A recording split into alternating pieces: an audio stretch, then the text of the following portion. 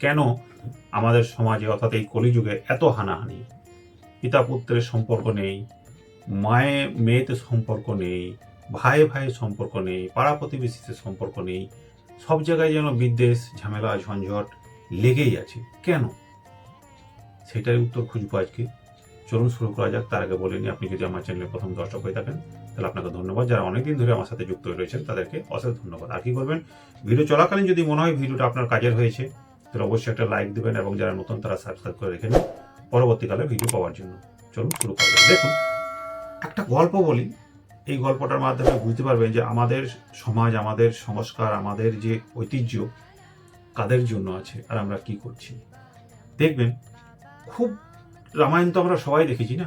আজ রামের একটা ছোট গল্প বলবো। যখন রামের বাবা অর্থাৎ দশরথ যখন রামকে বলছেন যে তোমাকে আজকে তোমার ছোট মা আমার মুখ দিয়ে বলা করাচ্ছে যে তোমাকে বনবাসে যেতে হবে 12 বছরের জন্য, কিন্তু তুমি তো এই সময় সৈনিক, তুমি তোমার ক্ষমতা বল প্রয়োগ করে আমাকে অ্যারেস্ট করে নাও, জেলে ভরে দাও, তাহলে দুটোই কিন্তু কথা থেকে যাবে। আমি যে তোমার ছোট মাকে কথা দিয়েছিলাম সেটাও আমার থেকে যাবে, এবং আমি তো কখনোই চাই না তুমি বনবাসে যাও, তুমি এখানকার রাজাই হবে, সেটাই আমি চাই। তো দুটো প্রতিক্রিয়া কিন্তু থেকে যাবে। তো চিন্তা করুন, একটা বাবা একটা সন্তানের জন্য কি চিন্তা করছে, যেটা স্বাভাবিক।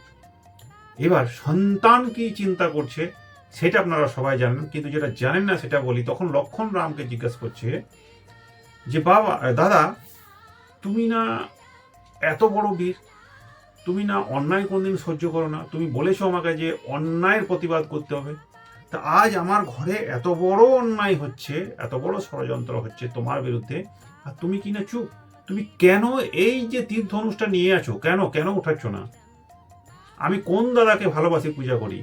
এই দাদাকে তো নয়, যে সব সহ্য করছে, এমনটা তো নয়। শুনবেন, রামের উত্তরটা শুনবেন, হয়তো আগেও শুনেছেন, দেখেছেন।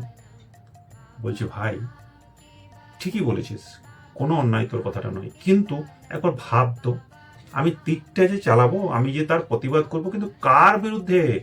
ওই ছোট মায়ের বিরুদ্ধে, যে কিনা আমি ছোট বয়সে যখন স্বপ্নে ভয় খেতাম তখন দৌড়ে গিয়ে রাত্রেবেলা উঠিয়ে তার কাছে শুতে যেতাম, এবং তিনি নিজের ছেলে অর্থাৎ ভরতের চেয়েও আমাকে নিজের বড় সন্তান বলে নিজেকে মানুষ করেছেন।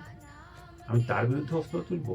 নাকি ওই বাবা, যে বাবা একদিন মাথায় আয়নাতে চুড়তে চুড়তে অর্থাৎ চুল ছাড়াতে ছাড়াতে দেখলেন যে একটা চুল সাদা হয়ে গেছে, তখনই দেনেন্দ্রিয়ার গুরুদেবের কাছে গিয়ে বলছেন যে না, এবার আমার আর এই রাজত্ব করার সময় শেষ, এবার আমার ছেলেকে রাজ্য অভিষেক করা হোক।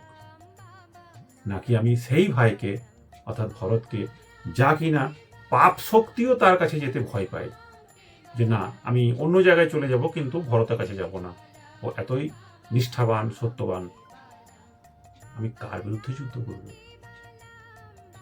আর দেখুন, এখন আমাদের সংসারে কি হচ্ছে, সন্ধ্যাবেলা হচ্ছে কিনা সবাই মিলে টিভির সামনে সিরিয়াল দেখছি। কি দেখছি? ভাইয়ে ভাইয়ে ঝগড়া, বউরা কত খারাপ হয়, তাদের মধ্যে কত হিংসা হয়, এ ওর সাথে ফেঁসে আছে, ও ওর সাথে ফেঁসে আছে। একটা বিচ্ছিকার সম্পর্ক আমাদেরকে প্রতিদিনই প্রতিনিয়তই একটু একটু করে মগজ ধোলাই করে যে ভারতীয় সংস্কৃতি হচ্ছে এই। বা কোথাও দেখবেন হঠাৎ করে কোনো সাধু বাবাকে পাপ কাজের অত দেখাচ্ছে। এটাই কি আমাদের সংস্কৃতি? এটাই কি আমাদের সমাজ? এটা ইচ্ছাকৃতভাবে করা হচ্ছে যাতে ভারতীয় সমাজকে, আমাদের যে একনিষ্ঠ পরিবার বলা হতো, সেটাকে ভাঙতে হবে। কারণ সেটা না ভাঙলে ভারতে রাজত্ব করা যাবে না। এতদিন তো তাই করে এসেছে, তারা অনেক রকম চেষ্টা করেছে কিন্তু ভাঙতে পারেনি। এবার আস্তে আস্তে ঢুকেছে এইভাবেই যে সংসারগুলোকে ভাঙতে হবে, ছোট করতে হবে। যখন সংসার ছোট হয়ে যাবে না, তখন কেউ কারোর সাথে আর অ্যাটাচ থাকতে পারবে না। আর এই সুযোগটাই ওরা নিতে চাইছে, অর্থাৎ আমাদেরকে নিচের দিকে নিয়ে যেতে চাইছে। আর আমরা সেটা নিয়েছি। আমাদের ভালোগুলো, আমাদের সনাতনীগুলো, আমাদের সংস্কারগুলো বিদেশিরা নিয়ে নিয়েছে, তারা ভালো করার চেষ্টা করছে, আর আমরা তাদের খারাপগুলো অ্যাডাপ্ট করছি, বা বলতে পারেন বুদ্ধি করে আমাদেরকে এই সোশ্যাল মিডিয়ার মাধ্যমে ঢুকিয়ে দেওয়া হচ্ছে। ফলে কি হচ্ছে, আমরা নিজেদের অস্তিত্ব সম্পর্কে অবগত হতে পারছি না, যে আমাদের কতটা শক্তি, আমাদের সমাজে, আমাদের ভারতবর্ষের কত শক্তি, সেটা আমরা নিজেকে অনুভব করতেই পারছি না। ভাবুন তো, যখন রাম বনে ছিলেন, রাম লক্ষ্মণ মাতা সীতা এরা যখন বনে ছিলেন, তখন হঠাৎ করে একদিন 5টা অপরূপ সুন্দরীর মধ্যে একটা সুন্দরী হচ্ছে রাবণের বোন। এসে দেখলেন রাম এত সুন্দর, আমি তাকে বিয়ে করতে যাব, এবং প্রস্তাবও দিলেন যে তুমি আমাকে বিয়ে করো, আমি রাবণের বোন, তোমার সমস্ত কিছু করে দেবো, কোনো অসুবিধা হবে না, তো তুমি আমাকে বিয়ে করো।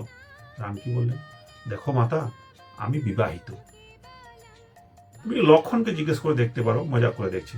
লক্ষণও সেরকম, লক্ষণ বলছে আমিও বিবাহিত, তুমি রামের কাছে যাও। এই খেলা দুজনে খেলতে আরম্ভ করলেন। ফলে যখন রেগে গেল, সুপর্ণা যখন রেগে গেল, সুপর্ণখা যখন রেগে গেল, তখন দেখছি যে এই মেয়েটার জন্যই, অর্থাৎ এই সীতার জন্যই যদি আমাকে এরা বঞ্চিত করে, বিবাহিত না করে, তাহলে একেই আমি মেরে দিই। অর্থাৎ সেই মারতে যাওয়ার সময় বাঁচাতে গিয়ে তার নাকটা কাটা দেয়। অনেকে অনেক রকম ভাবে এটা প্রেজেন্ট করতে পারে, সেটা পরের ব্যাপার।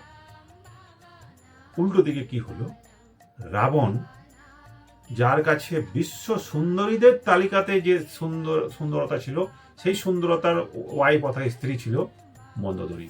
খুব সুন্দরী, খুব সৎ একটা স্ত্রী তার কাছে ছিলেন। কিন্তু তিনি শোনা মাত্র যে বনে জঙ্গলে একটা অপরূপ সুন্দরী মহিলা এসছে, তাকে তার চাই। দুজনের মধ্যে তফাৎটা চেপেন। একজন নিজের মর্যাদাকে ঊর্ধ্বগতি করলেন, অর্থাৎ নিজের মর্যাদাকে প্রতিষ্ঠিত করলেন, তিনি হলেন পুরুষোত্তম রাম, মর্যাদা পুরুষোত্তম রাম, ভগবান শ্রীরাম। আর একজন যার কাছে সব কিছু থাকা সত্ত্বেও পরের জিনিসটা নিতে চাইলেন, তার কুল পর্যন্ত ধ্বংস হয়ে গেল, তার সর্বনাশ হয়ে গেল। বলার বক্তব্য কি, যে যখন থেকে আপনি অন্যের কি হচ্ছে সেটা আমাকে পেতে হবে, চাইতে হবে, জীবনের সুখে ছন্দে থাকতে পারবেন না। আপনি শুধুমাত্র এইটুকু ভাবুন, এই যে যারা কৃষ্ণ ভক্ত, রাম ভক্ত, শিব ভক্ত, তারা নিজেরাই দেখবেন বলে যে না, ভগবানেরই সমস্ত কিছু সৃষ্টি, সবটাই তার। তাহলে এইটুকু মাথায় ঢুকে না যে আমি যার বিরুদ্ধে বিদ্বেষ করছি, যাকে আমি কষ্ট দিচ্ছি, সেটাও ভগবানের সৃষ্টি। আর তাকে যদি আমি কষ্ট দিই, অনিচ্ছাকৃতভাবে যদি হয় সেটা আলাদা, কিন্তু ইচ্ছাকৃতভাবে যদি দিই আমি, তাহলে সেটা প্রকারান্তরে সেই পরম পুরুষ, সেই ভগবান, তারই অংশকে আমি আঘাত করছি, ঘুরিয়ে ফিরিয়ে তাকেই আমি আঘাত করছি। তাহলে যেদিন থেকে আপনি এই সূক্ষ্মতম ব্রেনে ঢুকিয়ে নেবেন যে পৃথিবীর সমস্ত কিছুই তার, অর্থাৎ পরম ব্রহ্মের, সেদিন থেকে আপনার কাছে হিংসা, বিদ্বেষ, অহংকার এগুলো আস্তে আস্তে সরে যাবে। দেখবেন জীবনটা, সংসারটা সুন্দর মধুময় হয়ে যাবে। আমরা রামের দেশের মানুষ, আমরা কৃষ্ণের দেশের মানুষ, আমরা শিবের দেশের মানুষ। আমাদের কত বড় বড় মুনি ঋষিরা এখানে জন্মগ্রহণ করেছেন। সেই সংস্কার আমাদের সমাজের মধ্যে ফিরিয়ে আনতে হবে, তবে আমাদের সমাজ সুষ্ঠু হবে এবং আমাদের সমাজকে দেখে অন্যেরা শিক্ষা নেই। আজ আমরা অন্যদের তথাকথিত কালচারগুলোকে নিয়ে ছেঁড়া জামা প্যান্ট, শরীরকে দেখানো, কুৎসিত মন্তব্য করা, দেখেছেন না ওদের কি হয়? Mother in law, father in law, অর্থাৎ আইনের দ্বারাতে বাবা মা তৈরি হয়। আমাদের এখানে আইনের দ্বারাতে বাবা মার কোনো জায়গা নেই। এখানে হচ্ছে আত্মার সম্পর্ক যেখানে যুক্ত হয়, সেখানে আমাদের মা বাবা তৈরি হয়। তফাৎ আছে, অনেক তফাৎ আছে।